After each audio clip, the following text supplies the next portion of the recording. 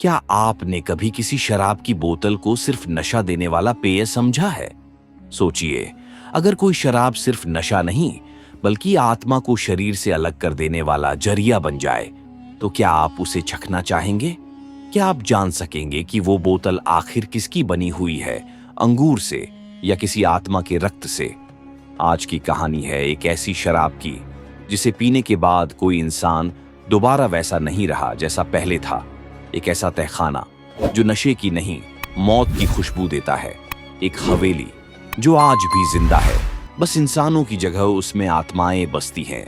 और एक video explorer जिसकी जिज्ञासा उसे वहां ले गई जहां तर्क की नहीं, सिर्फ तंत्र की सत्ता चलती है।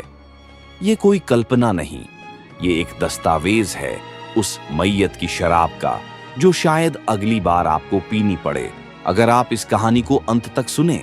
लेकिन याद रखिए, एक बार कहानी शुरू हो गई तो इसे बीच में रोकना खुद की किस्मत से खिलवाड़ होगा।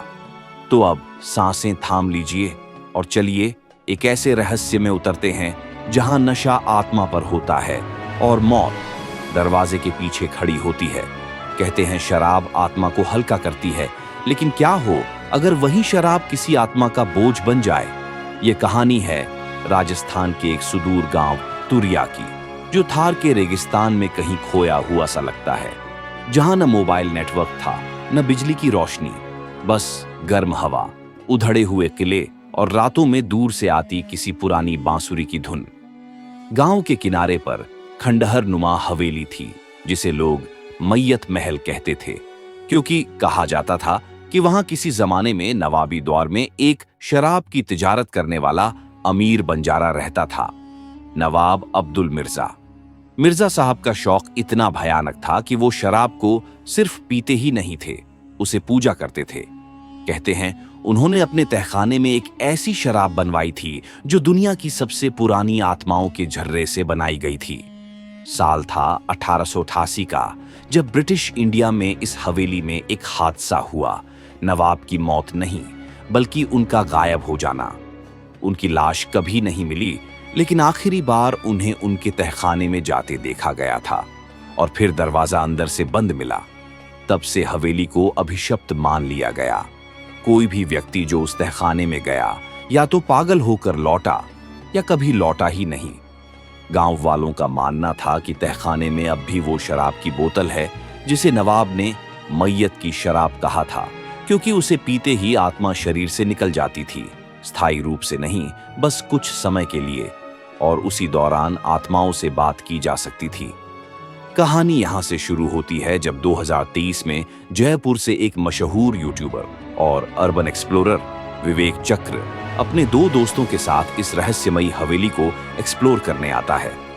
विवेक का मकसद था ऐसी जगहों की सच्चाई उजागर करना और ये साबित करना कि भूत प्रेत सिर्फ दिमाग का वहम है।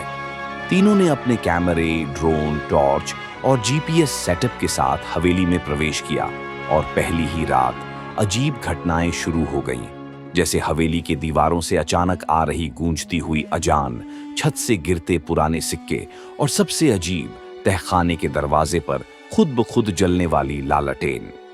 विवेक ने इसे कैमरे में कैद किया और अगली सुबह वे तीनों तहखाना खोलने का निर्णय लेते हैं। तहखाना सालों से बंद था, लेकिन जैसे ही दरवाजा खोला गया, अंदर से एक अजीब सी ठंडी हवा और हल्की सी शराब की खुशबू बाहर आई।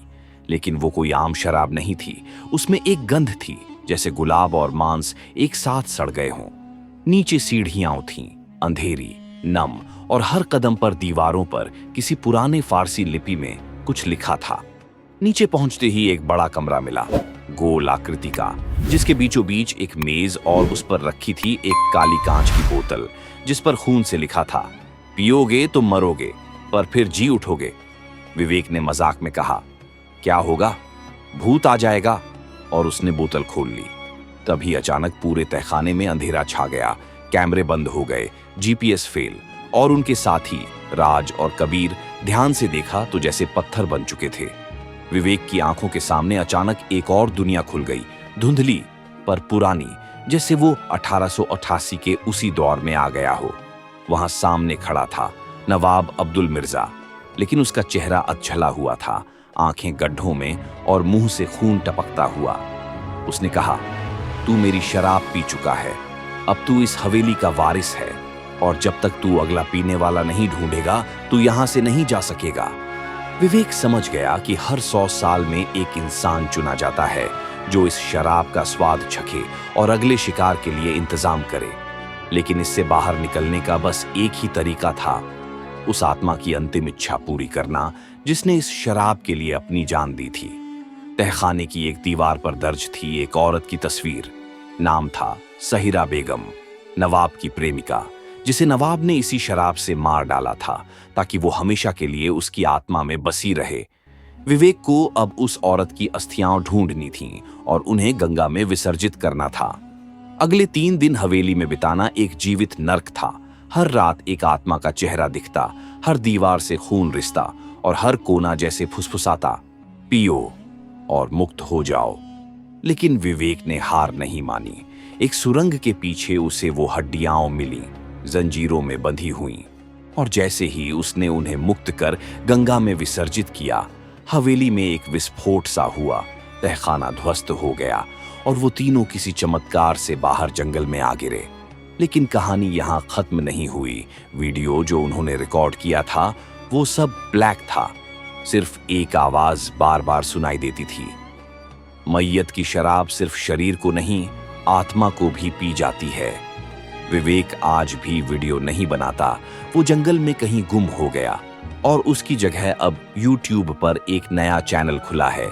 नाम है द एयर ऑफ मिर्जा, जिसमें हर हफ्ते एक नई शराब की बोतल का वीडियो आता है। पर जिसने भी वो वीडियो पूरा देखा या शराब की उस बोतल को खोजने की कोशिश की, कभी लौट कर नहीं आया।